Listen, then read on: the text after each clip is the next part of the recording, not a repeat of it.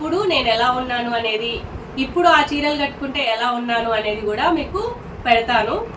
ఉన్న దానిలోనే సంతృప్తిగా బతకాలి, ఉన్నంతలనే ఏదైనా ఫంక్షన్ కానీ ఏదైనా చేసుకోవాలి. వాళ్ళు ఏమనుకుంటారో వీళ్ళు ఏమనుకుంటారో అని అనుకుంటే లాస్ట్కి బాధపడేది మనమే. అప్పుడు అన్ని నా సెలెక్షన్ మా హస్బెండ్ తో సహా. హాయ్ అండి అందరికి, welcome back to our YouTube channel Nalokam Nade. మరొక సరికొత్త కంటెంట్ తో మీ ముందుకైతే వచ్చాను. 2013లో నా మ్యారేజ్ అయితే జరిగింది. అప్పుడు నేను తీసుకున్న పెళ్లి బట్టల్ని కొన్నింటిని మీతో ఈ రోజు షేర్ చేయబోతున్నాను. అప్పుడు మాకు పెళ్లి బట్టలకైన ఖర్చు 20,000 రూపీస్. ఏమేం శారీస్ తీసుకున్నాను అనేది షేర్ చేస్తాను. అంతేకాకుండా అప్పుడు నేను ఎలా ఉన్నాను అనేది, ఇప్పుడు ఆ చీరలు కట్టుకుంటే ఎలా ఉన్నాను అనేది కూడా మీకు పెడతాను. అంతేకాకుండా మన ఫ్యూచర్ వీడియోస్ లో హస్బెండ్ వైఫ్ రిలేషన్షిప్ స్ట్రాంగ్ గా ఉండాలంటే ఏం చేయాలి, మా హస్బెండ్ కి నాకు పెళ్లి చూపులు జరిగినప్పుడు ఫస్ట్ టైం ఒకరినొకరు చూసుకొని ఎలా ఫీల్ అయ్యాం అనేది కూడా షేర్ చేయాలి అని అనుకుంటున్నాను. షేర్ చేయాలా వద్దా అనేది కామెంట్ లో చెప్పండి. మా పెళ్లి షాపింగ్ అంతా కూడా వరంగల్లో మా ఆడపడుచుకు తెలిసిన ఒక షాప్ లో చేసినాము. ఆ షాప్ పేరైతే నేను మర్చిపోయాను. కుదిరితే ఎవరికైనా కావాలంటే నేను తెలుసుకొని చెప్తాను. అప్పుడు మేము మా డాడీ, నేను, మా అమ్మ, పిన్ని, మా చిన్నత్తమ్మ, మా ఆడపడుచు అందరం కలిసి వెళ్ళినాం పెళ్లి బట్టలు తీసుకోవడానికి. మా పిన్నికి మా చిన్నమ్మకి బాగా తెలుసు అనమాట బట్టల గురించి, ఎక్కువ షాపింగ్ చేస్తూ ఉంటారు వాళ్ళు. కాబట్టి మా అమ్మ వాళ్ళని కూడా పిలిచింది అన్నట్టు, సెలెక్షన్ లో హెల్ప్ చేస్తారు అనేసి. వాళ్ళ సెలెక్షన్ చాలా బాగుంటది కాబట్టి. ఫస్ట్ నా పెళ్లి చీరతో మొదలు పెడతాను. ఇదండి నా పెళ్లి చీర. మెరూన్ అండ్ క్రీమ్ కాంబినేషన్ లో ఉంటుంది అనమాట.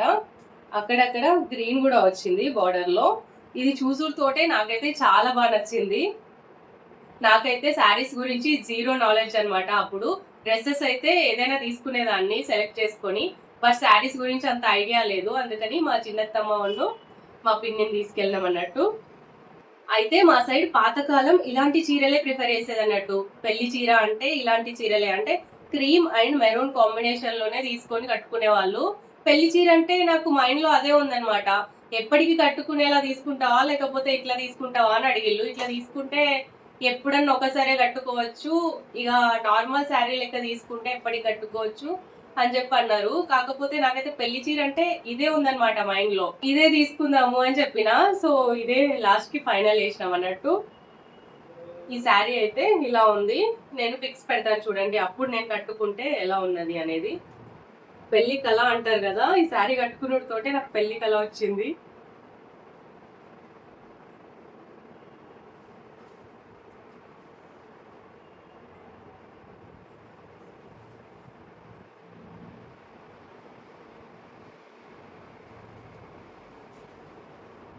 కొంగు చూడండి ఇలా ఉంటుంది, మొత్తం మెరూన్ లోనే ఉంటుంది. చాలా బాగుంది. అప్పుడైతే నాకు చాలా బాగుంది. అప్పుడు దీని మీదకి ఒక బ్లౌజ్ అయితే కుట్టించుకున్నాను. ఇప్పుడు నాకు సరిపోవట్లేదని చెప్పేసి ఈ బ్లౌజ్ అయితే తీసుకున్నాను అనమాట మీషోలో, చాలా తక్కువ రేట్ కి. ఈ శారీ అయితే నేను ఒక 2 టైమ్స్ కట్టుకున్నాను. పెళ్ళప్పుడు ఒకసారి, మళ్ళీ ఒకసారి ఏదో ఫంక్షన్ ఉంటే కట్టుకున్నాను. ఇలా అయితే తీసుకున్నాను. ఈ బ్లౌజ్ కి కూడా ఏదన్నా వర్క్ చేయాలి ఇంకొంచెం మంచిగా కనిపించేటట్టు, నేనే డిజైన్ చేసుకుంటాను. అది కూడా మీకు వీడియోలలో పెడతాను ఫర్దర్ వీడియోస్ లో. ఆ చీర కాస్ట్ వచ్చేసి 2500. అప్పుడు మగ్గం వర్క్లు కానీ కంప్యూటర్ వర్క్లు కానీ ఏం లేవు కాబట్టి బార్డరే అటాచ్ చేసి కుట్టించుకున్నాను బ్లౌజ్ కి. నెక్స్ట్ శారీ వచ్చేసి నా రిసెప్షన్ శారీ అనమాట. ఈ శారీ అయితే నాకు మా పిన్నికి భలే నచ్చింది. అప్పుడప్పుడే తేలుతున్నాయి అనమాట, అంటే అప్పుడప్పుడే మార్కెట్ లోకి వస్తున్నాయి ఇలాంటి శారీస్. భలే అనిపించింది నాకైతే, ఎక్కడ చూడలేదు నేను అప్పటి వరకు అయితే. ఇలా brown and gold combination reception లో కట్టుకుంటే మాత్రం చాలా చాలా బాగుంది. అందరూ కూడా చాలా బాగుంది అని చెప్పిళ్ళు. అయితే పెళ్లి అయిపోయి అబ్బాయి వాళ్ళ ఇంటికి వెళ్తాం కదా, తెల్లారి రిసెప్షన్ కదా, అప్పుడైతే మా చిన్నత్తమ్మ ఇంకా మా ఆయన వాళ్ళ చుట్టాలు కొంతమంది కలిసి నాకు ఫ్రంట్ కొంగేసిల్లు అనమాట. చాలా అంటే చాలా బాగుంది. ఒకసారి పిక్ యాడ్ చేస్తాను చూడండి. ఇలా ఉంటుంది శారీ మొత్తము. కొంగు వచ్చేసి నాకు సరిగా తీయరాదు శారీస్, ఏమనుకోకండి కొంచెము. ఇదనమాట కొంగు. కొంగు వచ్చేసి మొత్తం ఇలాగైతే ఉంటుంది. ఈ కొంగుని ముందరికేసి కట్టారు. చాలా మంచిగా అనిపించింది, చాలా బాగుంది అన్నారు మా ఫ్రెండ్స్ కూడా. ఈ శారీకి అయితే ఇందులో వచ్చిన బ్లౌజ్ నే బార్డర్ పెట్టి కుట్టించుకున్నాను. ఇప్పుడు ఆ బ్లౌజ్ కూడా నాకు పట్టట్లేదు కాబట్టి ఈ రా సిల్క్ క్లాత్ తీసుకొని దీని మీద ఈ వర్క్ అయితే చేపించుకున్నాను. ఈ శారీని నేను మా రమ్య పెళ్లిలో కట్టుకున్నాను. మీరు ఎంకేటీవీ బ్లాగ్స్ లో చూడొచ్చు.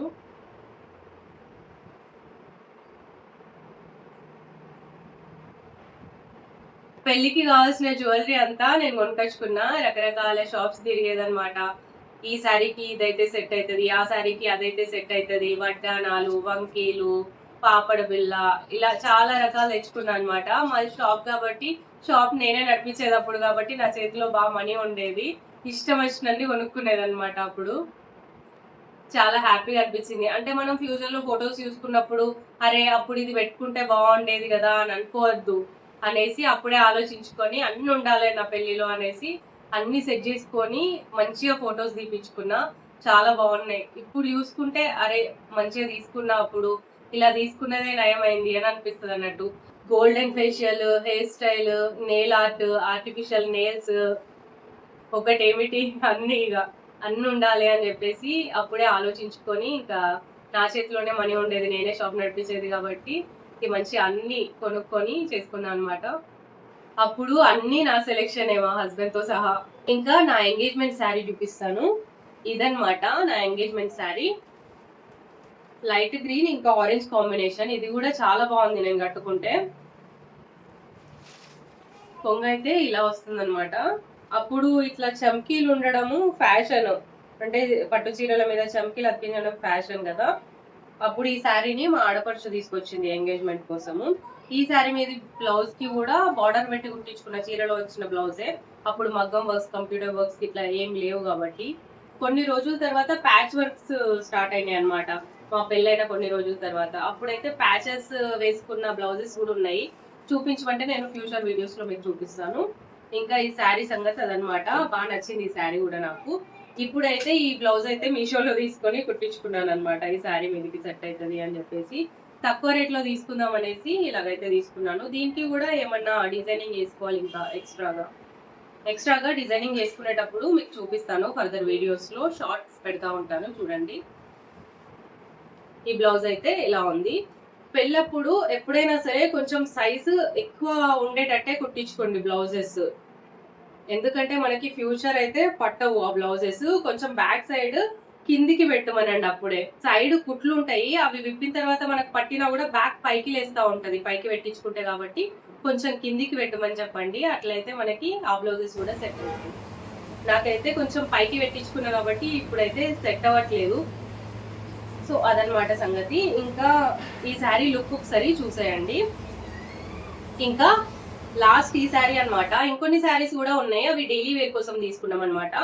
ఈ శారీ వచ్చేసి 2000 రూపీస్. అప్పుడు లైట్ వెయిట్ పట్టు శారీ అనేసి చెప్పారనమాట.